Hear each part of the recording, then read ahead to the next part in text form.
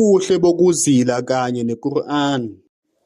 عن عبد الله بن عمرو أن رسول الله صلى الله عليه وسلم قال: الصيام والقرآن يشفعان لعبد يوم القيامة. يقول الصيام: أي ربي منعته الطعام والشهوات بالنهار فشفعني فيه. ويقول القرآن: منعته النوم بالليل فشفعني فيه. قال: فيشفعان. U-Abdullah ibn Amr wabika ukuthi isithunywa sikaNkulunkulu ukuthula noxolo makube kuso sathi, ukuzila kanye neQur'an bazoncengela inceku ngosuku lokuvuka kwabafileyo. Ukuzila kuzothi, O Nkulunkulu, ngamuvimba ekudleni kanye nezifiso zakhe emini, ngakho-ke ngicela ungivumele ukuthi ngimuncengele.